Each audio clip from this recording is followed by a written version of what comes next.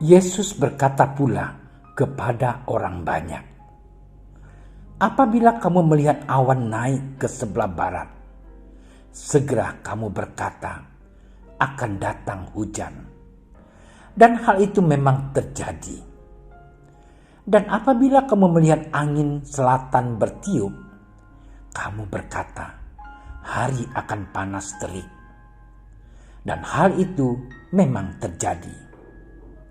Hai orang-orang munafik, rupa bumi dan langit kamu tahu menilainya. Mengapakah kamu tidak dapat menilai zaman ini?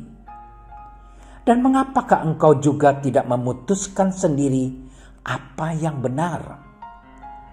Sebab, jikalau engkau dengan lawanmu pergi menghadap pemerintah, berusahalah berdamai dengan dia selama di tengah jalan, supaya jangan engkau diseretnya kepada hakim, dan hakim menyerahkan engkau kepada pembantunya, dan pembantu itu melemparkan engkau ke dalam penjara. Aku berkata kepadamu, engkau tidak akan keluar dari sana sebelum engkau membayar hutangmu sampai lunas. Demikianlah Injil Tuhan.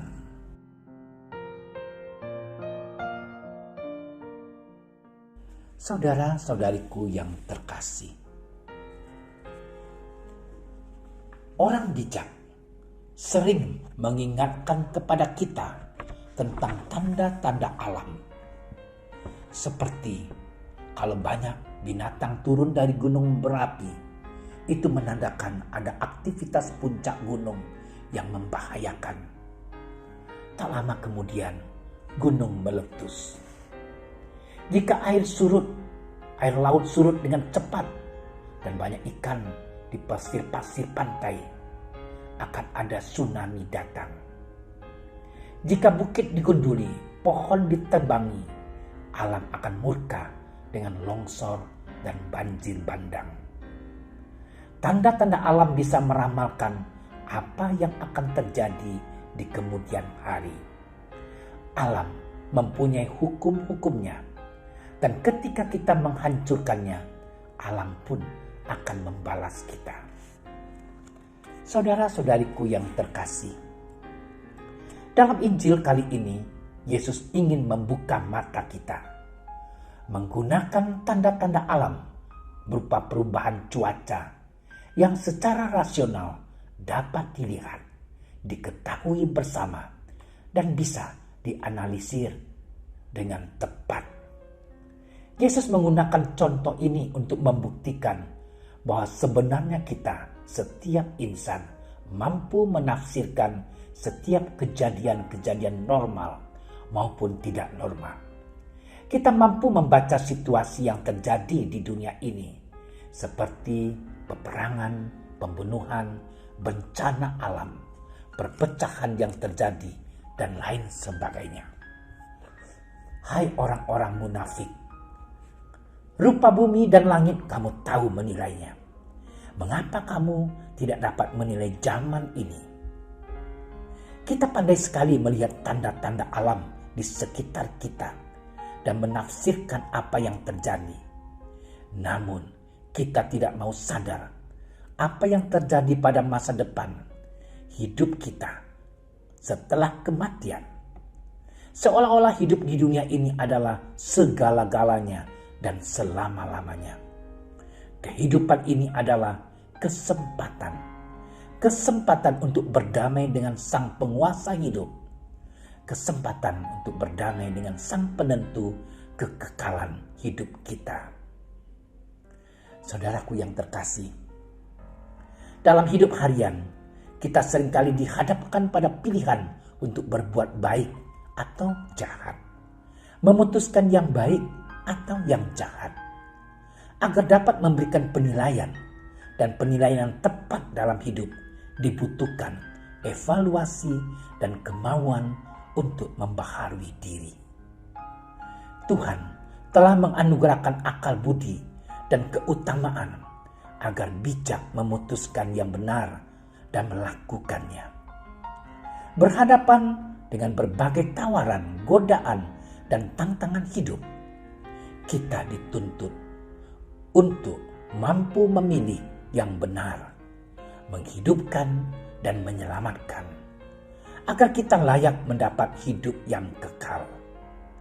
Kemampuan untuk memilih yang baik dan benar telah kita terima dalam dan melalui Yesus Kristus.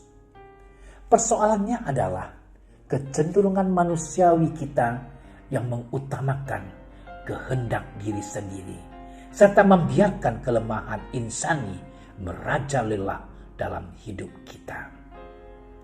Saudara-saudariku yang terkasih dalam Kristus, ini adalah sebuah refleksi untuk setiap pribadi-pribadi, agar dari hal-hal ini kita bisa menemukan titik tolak untuk membangun sebuah kerukunan, perdamaian, keadilan, serta menjalin sebuah relasi persaudaraan yang berawal dan berdasarkan kasih dan cinta Allah.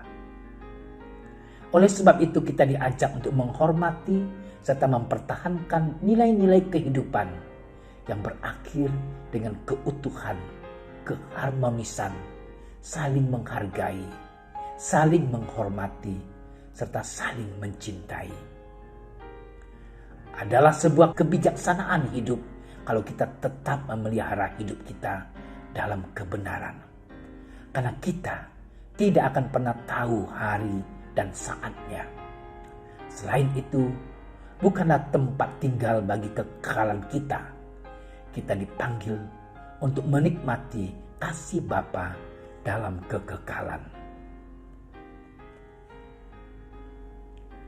Ya Allah Roh Kudus, curahkanlah roh terang Roh Kudus-Mu kepada kami, supaya kami dapat melihat dan mengenali tanda-tanda kedatangan-Mu, sehingga kami berani bersikap tegas untuk selalu menjalankan apa yang Engkau kehendaki. Dan kami serahkan tangan, hati, dan seluruh hidup kami kepadamu, agar Engkau sajalah yang menuntun dan menghantarkan kami pada kekekalan yang sempurna. Sebab Engkaulah Allah kami, kini dan sepanjang masa. Amin. Terima kasih sudah menyaksikan renungan hari ini. Jangan lupa like, subscribe, dan aktifkan tombol loncengnya agar Anda yang pertama mendapatkan notifikasi updatean renungan harian dari Komsos Keuskupan Padang. Dan bagikan ke sosial media agar saudara-saudara kita dapat mendengarkan dan merenungkan firman Tuhan.